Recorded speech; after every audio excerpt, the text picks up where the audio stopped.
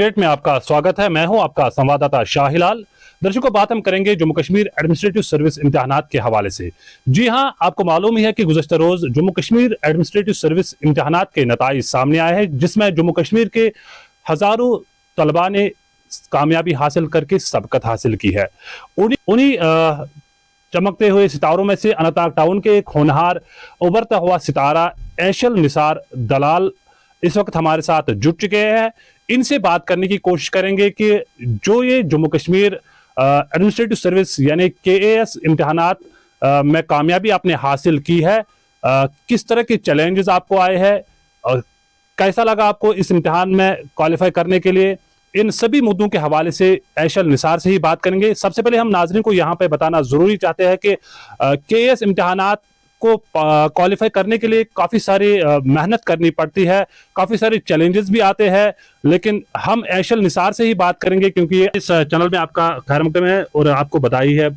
ये बताए जो ही गुज़श्ता दिनों KAS इम्तिहानात के नताइज सामने आए हैं, तो उसमें जाहिर सी बात है आपने जो अपना नाम उसमें पाया है, तो कितनी खुशी महसूस हुई, सबसे पहले ये बताए। जी, खुशी तो बेशक काफ़ी सारी हो रही है, मतलब बहुत खुशी हो रही है। मतलब I am really happy and thank you, आप इस खुशी में कंग्रेचुलेट कर रहे हैं, तो काफ़ी एक अच्छी सेटिस्फैक्शन है, एक अच्छा फील हो रहा है। ये बताए जो ही नताइज सामने आए हैं, क्या आपने खुद इस लिस्ट उस नताइज की लिस्ट में अपना नाम पाया है या किसी दोस्त ने आपको मदद किया है कि ऐशल आपने कामयाबी हासिल की है? एक्चुअली कुछ दोस्तों ने पहले ही बोला, कुछ 8 साढ़े 8 बजे से टेक्स्ट वेक्स्ट ग्रुप्स में रिवॉल्व होने शुरू हो गए थे, ये व्हाट्सएप ग्रुप्स, टेलीग्राम ग्रुप्स में, कि जो रिज़ल्ट है एक्सपेक्टेड है 19th को ही। तो मुझे तो नहीं लगा था कि रिज़ल्ट आएगा, बट उसके बाद में मैं कंटिन्यूसली साइट देखता जा रहा था, जो कि कंटिन्यूसली क्रैश भी हो रही थी।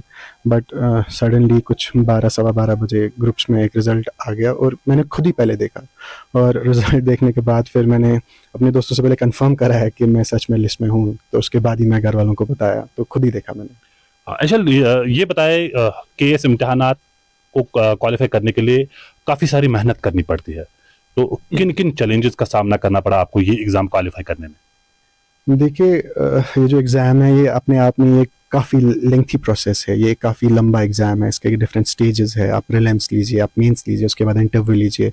ये अपने आप में डिफरेंट चैलेंजेस है, इन तीनों के लिए आपको एक डिफरेंट स्ट्रैटेजी चाहिए। तो सबसे पहले तो मुझे लगता है कि सोर्सेज का पता होना चाहिए। मैंने किसी जगह से कोई गाइडेंस नहीं ली थी, मैंने कोई कोचिंग नहीं ली थी। मैं अपना स्टडीज़ के साथ, मेरा मास्टर्स चल रहा था दिल्ली यूनिवर्सिटी से, तो उसके साथ साथ में मैंने इस चीज़ की तैयारी शुरू कर दी। तो मुझे लगा सोर्सेज का चैलेंज मुझे आया, मुझे पहले सब सोर्सेज को देखना पड़ा, सब तो नहीं, कुछ सोर्सेज देखने पड़े, फिर उनमें से मुझे चूज़ करना पड़ा। तो एक गाइडेंस का मुझे लगता है कि बहुत ज़्यादा ज़रूरी है। और उसके बाद ये, जैसे कि मैंने अभी बोला, कि अपने आप में बहुत काफ़ी लंबा एग्ज़ाम है, काफ़ी लंबी प्रोसेस है, तो इसमें आपकी कंसिस्टेंसी वो बहुत चेक होती है, इसमें आपकी परसेवरेंस वो चेक होती है, क्योंकि आप हर दिन खुद को मोटिवेटेड नहीं रख सकते। तो इसीलिए इसमें हमें डेडिकेशन की बहुत ज़्यादा ज़रूरत होती है, कि जो कि विद टाइम एक चैलेंज बन जाता है, बिकॉज आप हर दिन खुद को उसी जोश से नहीं उठा सकते। बट शुक्र अल्लाह का, थोड़ी सी कोशिश की उसको बरकरार रखने की, और नताइज भी फेवरेबल हुए। तो इस चीज़ का मैं क्या हूँ, शुक्रगुजार हूँ अल्लाह ताला का। स्टडी की बात करेंगे, आपकी स्टडी? जी, मेरी जो स्कूलिंग है 10th तक दिल्ली पब्लिक स्कूल श्रीनगर से हुई, और मेरा 12th Delhi public school Anantnag से हुआ। उसके बाद मैंने दिल्ली यूनिवर्सिटी का college of vocational studies join किया, BA ऑनर्स हिस्ट्री परस्यू करने के लिए, और उसके बाद मैंने दिल्ली यूनिवर्सिटी का department of social science join किया, मास्टर्स इन हिस्ट्री करने के लिए। हाँ ऐशल, अगर वालिदैन की बात करेंगे, सपोर्ट मिला है पेरेंट्स की जानिब से, क्या ये KAS इम्तिहान में आपका पहला ही अटेम्प्ट था या दूसरा अटेम्प्ट? जी, ये मेरा पहला अटेम्प्ट था।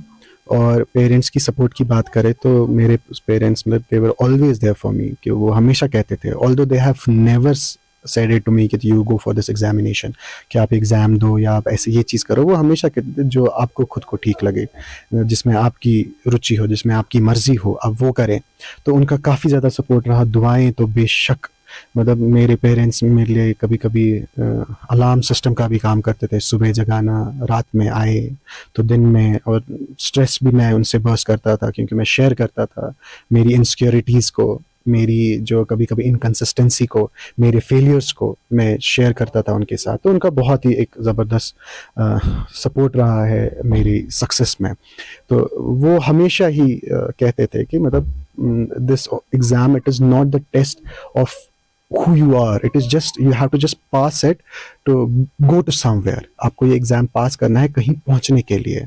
तो वो चीज़ मैं दिमाग में रखता था that this is not the ultimate destination, this जो एग्ज़ाम है ये एक अल्टीमेट डेस्टिनेशन नहीं है, बट ये किसी जगह पहुंचने के लिए एक रास्ता है, तो इसको उसी वे में लेना है, हमें इसको काफ़ी अहमियत देनी है और हमें इससे आगे भी थोड़ा सा कुछ सोचना है। तो वो दुआएं बेशक रात रात भर जागना, नमाज़ तहज्जुद मेरे घर वाले मेरे लिए पढ़ते थे, तो उस चीज़ का मैं बहुत ही ज़्यादा शुक्रगुजार हूँ। आखिर पर ऐशल ये बताए, उन नौजवानों को क्या मैसेज रहेगी आपकी तरफ से जो गलत रास्ता इख्तियार कर चुके हैं, आजकल ड्रग्स में मुब्तला होते जा रहे हैं, बस एक नौजवान क्या मैसेज रहेगी? जी, मेरी जो सबसे इम्पोर्टेंट मैसेज रहेगी कि चाहे उनको कोई भी एग्ज़ाम करना हो, ये ज़रूरी नहीं उनको सीएससी ही करना हो, उनको सीए करना हो, उनको कोई भी बीट मेडिकल, बीट इंजीनियरिंग, उनको कुछ भी करना हो, they want to sit for SAT और एनीथिंग, और be it they are entrepreneurs, they want to start their own business. तो मेरी जो सबसे इम्पोर्टेंट मैसेज है that keep striving, because what I feel कि स्ट्राइव करना वो अपने आप में एक सक्सेस है। मतलब अक्सर हम सुनते हैं कि जो लोग सक्सेस अटेन कर लेते हैं तो उसके बाद में वो बोलते हैं कि सक्सेस अटेन करने से ज़्यादा उनने सीखा उस प्रोसेस में होता है। तो अपने आप को उस प्रोसेस में डालें, उस प्रोसेस में रहें, अपना 100% दे और इंशाल्लाह रिजल्ट आएंगे। जो ये डिफरेंट एस्केप बन गए हैं, जैसे ड्रग्स बना है, डिफरेंट चीज़ें जो हमारी सोसाइटी में, जो हमारे माशरे में ख़राब चीज़ें आ गई हैं, वो एस्केपिस्ट रूट है। तो मेरा उनसे यही कहना है कि आप एक एस्केपिस्ट रूट इख्तियार ना करें, आप रियलिटी को फेस करें, आप खुद को जाने, क्योंकि सबसे इम्पॉर्टेंट चीज़ जो है, हम तभी कहीं पहुंच सकते हैं अगर हम जान सकते हैं कि हम कहाँ लाई करते हैं। अगर हमें ये चीज़ पता चली कि हमारी लेवल क्या है, हमारा अभी स्टेट क्या है, हमारे अभी स्टेज ऑफ डेवलपमेंट क्या है, खुद से रिलेटेड इंडिविजुअली मैं कहूँगा खुद को असेस करें कि हम कहाँ हैं और हमें कहाँ पहुँचना है। तो अगर हम खुद में जाके तो बहुत कुछ हमें देखने को मिल सकता है। मैं उनसे यही बोलूँगा। और बहुत इम्पॉर्टेंट चीज़ जो मैं मेंशन करना चाहूँगा इस चीज़ में, कि दुआएं भी ज़रूर लें, बिकॉज़ वो भी बहुत ज़्यादा ज़रूरी है। मेरे साथ काफ़ी सारे मेरे यार दोस्त थे जो एग्ज़ाम देते थे, और मैं किसी तरीके से, मैं किसी रंग से नहीं समझता हूँ कि जो हम सिलेक्ट हो गए, बाकियों का मैं नहीं कह सकता हूँ कि मैं उनसे किसी रंग से बेहतर था, कि मैं उनसे किसी रंग से, किसी तरीके से मुझ में उनसे कुछ ज़्यादा सलाहियत थी। तो शायद इस चीज़ में दुआओं का भी असर होता है। तो मैं उनको बोलूँगा कि अपने यार दोस्त, अपने रिश्तेदार, अपने माँ बाप, जो भी उनसे, अपने टीचर्स, उनकी दुआएं लें, उनसे बहुत अच्छे से रहे, ग्राउंडेड रहे।